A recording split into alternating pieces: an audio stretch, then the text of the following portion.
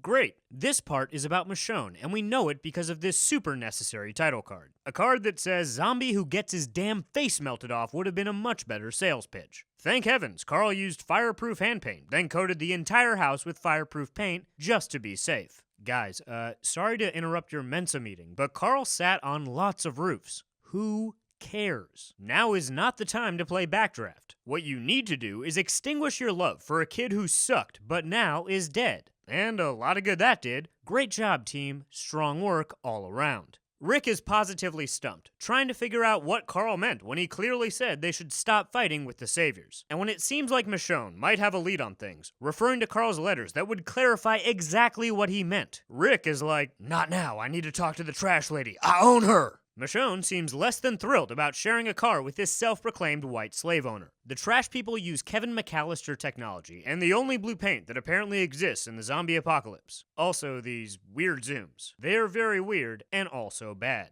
Cool, this part is about Negan now. Thank you, title card. Good to know. And in case you missed the title card, Negan just said, balls deep, nooks, crannies, and holes, people. So that should clear up any confusion on whether or not this is a Negan portion. Also, did Negan get a fresh cut? I'm a free man in a non-zombie world, and I can't get a haircut that fresh. Simon simply does not pick up what Negan is throwing down. People are a resource, and saving them is super hard, especially when you kill them all the time with your bat. It makes the whole thing very tricky. Guys, this part is about Enid, and I know, thanks to the Enid card we just saw that said Enid. And there would be no other way to deduce such a fact other than by watching this part of the episode and seeing it's about Enid. Enid's excuse is not great. She's going with, "That old lady made me kill her," which is the oldest excuse in the book of excuses for killing an old lady. Enid rolls the dice and talks shit to the person who could kill her, and when she doesn't get killed, she continues talking shit. Take yes for an answer, you mopey asshole. Aaron asks where Enid's car is, with the genuine authenticity of anyone who has ever been somewhere, wanted to get the fuck out of there, and been like, "Seriously, man, where the shit is your vehicle?" Wow.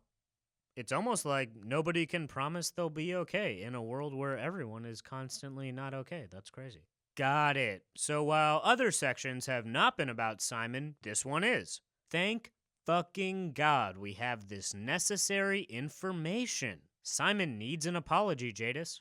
For that haircut. It's a fucking disgrace. Well, golly gee whiz. Negan told Simon not to kill everyone, and Simon killed everyone. I wonder if there will be repercussions for Simon doing exactly the thing Negan told him not to do. This part is about Jadis now. Who cares? Jadis can finally talk, and Jesus Christ. Let's go back to the way it was before, please. I don't like this at all. Talking about paint and canvases? Hard pass. I'd rather be annoyed by brevity than pissed off by substance any day of the week. Rick's plan to bend some crap and run is rock solid. There's no way anything can go wrong here. Love that when Jadis tries to tag along, Rick is just like, nah, pop, Ricky G, out.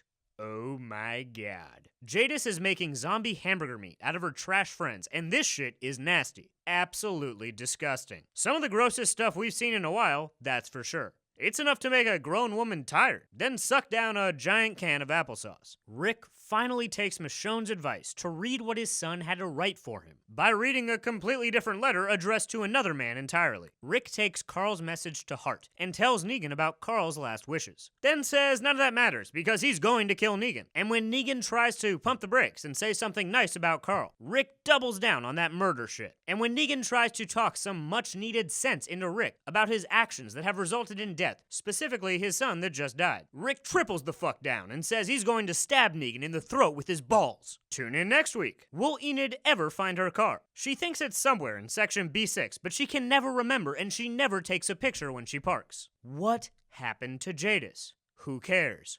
Nobody cares. Will Negan and Rick face off? Not next week, or the week after that, or the week after that, but maybe the week after that, maybe. Who cares? None of this and more, next time on The Walking Dead.